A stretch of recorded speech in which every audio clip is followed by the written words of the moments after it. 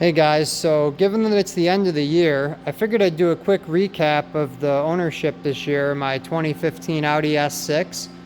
I bought it back in March with 29,000 and change miles on it, actually in Fort Lauderdale. I flew down, took a look at it, and I was happy with the car, so I bought it and drove it 1,300 miles home to New York, straight through, and had no problems at all on the entire way home, actually.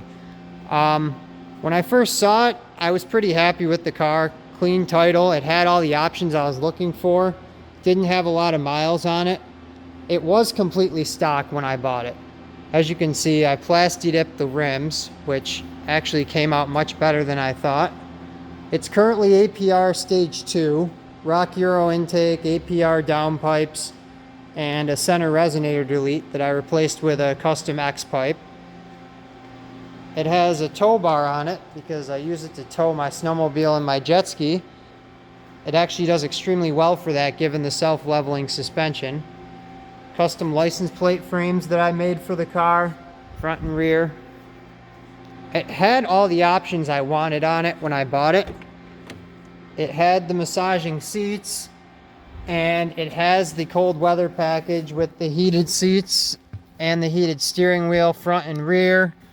And it does have the cooled seats in it as well, which was also another option I wanted. I haven't had very many issues with the car. I did buy the Audi Connect so I could get the Google Maps on the nav screen. Very nice to have. The only actual issues I've had with the vehicle has been the front left air strut actually started leaking about 3 months after I got the car. And it would start to sag after you let it sit for a couple of hours. So I replaced that. Then about 2 months following that, the actual front right leveling sensor broke when I hit a pothole, and that had to be replaced as well. But other than that, I did the strut on my own. It was actually pretty difficult because I couldn't find very much information on how to do it. But I got it done, so that saved me quite a bit of money.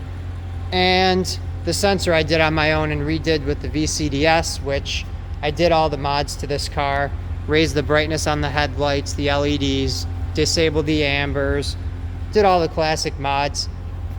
The car sounds pretty good in my opinion.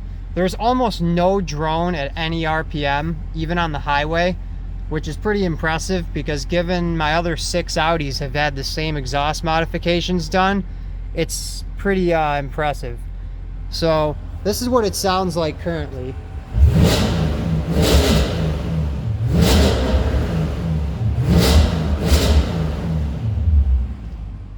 Not extremely loud, but still sounds good enough to drive around in. The car's in pretty good condition still. Everything's held up pretty well. And I've been very happy with how this car performs. The only thing about this car that kind of bothers me is the adaptive air suspension does not really seem to like the cold and snow. Once the temperatures dip below 30, 20, 10 degrees into the single digits, it doesn't seem to function as it should. It doesn't want to level itself all the time. When snow gets packed into the wheel arches, you'll get the adaptive air suspension alarm, and I usually have to bring it inside here and let it thaw out for a couple hours, then the alarms go away. But other than that, it's extremely fast. I've had the car up to 196 miles an hour, 191 on camera, but it's extremely smooth at all speeds. The gas mileage is actually not as bad as you would think. I'm averaging over the last, basically, I did enable the lap timer so I could get the boost gauge also, which is pretty cool. Over the last pretty much,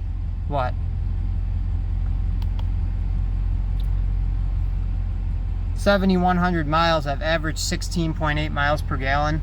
I drive the car pretty hard, so that's pretty impressive to me. You can actually get in the higher 20s on the expressway, but it's extremely fast. It runs 11.4 or lower at the track consistently. I've brought it quite a few times, and in almost all conditions, it's extremely good.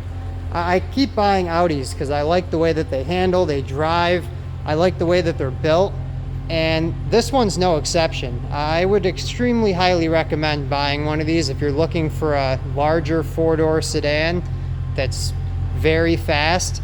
This is an extremely good buy.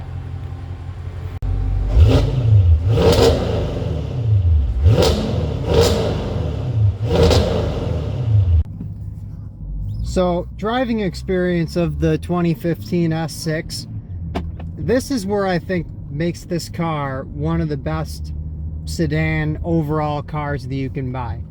Extremely comfortable vehicle. If you have it in comfort or auto mode, you could cruise all day and never get tired. It's not too harsh, the suspension isn't too stiff, but the steering is extremely responsive, and having adaptive steering that can change the weighting based on how you change the setup of the car is extremely nice to me. I can drive around all day with one hand, with one finger steering this car with almost no issue at all. And you put it into dynamic mode and the steering weights up a lot, transmission will downshift, and it completely changes the way the car feels and performs. Now, this car does not have the TCU tune on it. I got the tune done and brought it to the track, and it actually made my times a little bit slower, which didn't really impress me. It did improve the overall drivability around town, because to be honest, the dual clutch transmission in this car isn't perfect for driving around town. If it's being used in slow traffic, it tends to be a little clunky if you're going from stopping to starting repeatedly. But other than that, it's a pretty flawlessly designed vehicle in my opinion. It even under partial acceleration, it's still extremely fast, and I don't know really that many ways that this car could be improved. The reliability of the suspension it seems to be more of a problem with where I live and the weather, but when it comes down to it, this car is very, very well done for what its job was. The transmission, even in stock form, responds almost immediately. It has a very, very large amount of power and actually handles very good for a 5,000 pound vehicle.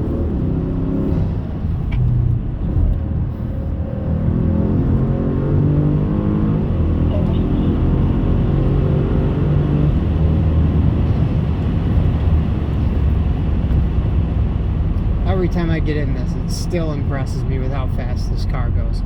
This is still on stock turbos, and no, I have not done the oil screens yet. If by the time I sell this car within the next 4 months-ish, it needs the screens done, then I'm just going to replace the turbos and put the RS ones on here if the screens go. At this point, I'm not going to spend the $2,000 to get that repair done. But this car does actually stock come fitted with the launch control, which I'll show you right now. It'll rev up to 5,000 RPMs and basically act like a manual.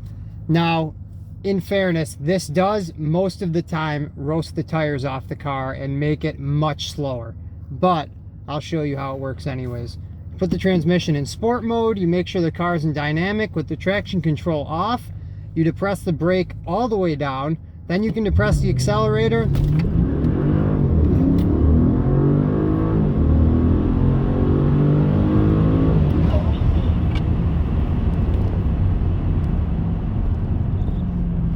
Now, that was actually me releasing the brake very early. I actually released it around 2,500, so the car didn't spin anywhere near as badly as it usually does, because it tends to hop and skip a lot when it tries to spin the tires all the way through first gear, but it does perform very well. If you're looking for a track car, this probably isn't the best one. I had an S4 before this, and the tossability of it and how easy it was to throw around was a lot easier. This car is more larger cruising and better at high speeds, but if you're looking for a great everyday driver car that you just want to be able to have fun with every once in a while, it's great. I mean, as you can see, I've only averaged 5.7 miles per gallon on this trip, driving pretty aggressively. But if you actually wanted to try to see what it could actually do, this car most likely, on the way home from Florida for me, it was around 1,400 miles, and I averaged 26.9 miles per gallon at 78 miles per hour. So the car, if you're gonna drive it carefully, actually is very good on gas, because it actually can go into 4-cylinder mode when it's on the expressway, and it improves the gas mileage drastically. But over the last 7 months, I've been extremely impressed with this car. I would very highly recommend it, and I will probably be into either a 2020 S6 or a newer version of this car for my next vehicle. I can't find very many reasons to switch from this. I like the feeling of the larger car, which is why I kind of like the 6s. I've had two A6s. This is my first S6, but both my other A6s were built up APR pulleys with the 3-liter. I had an A6 with the 4.2 in it, and I had that S4, and this is my favorite vehicle at this point. Negatives to driving: if you're not used to a larger car, this could be a little daunting at first. It does feel quite wide, but it's extremely easy to drive. It doesn't wander all over the road. It's very smooth. There isn't actually any real negatives to this car that I can point out, other than the one thing that I extremely dislike that I wish that I could change is you cannot completely turn the traction control off in this car. It can put into sport mode and it reduces it, but you cannot completely turn it off to let it spin the tires. It will not do it, and I have yet to figure out a way how. That is one flaw with this car that I really wish that I could change, because on all my other Audis, I liked being able to completely turn the traction control off and kind of tool around with the car in the snow or the rain. This car is kind of difficult to get that to do, because it doesn't really want to mess around, because it won't let it spin the tires for an extended period of time. But let's see if I can do an actual launch here without releasing it early and show you what the result of this is here.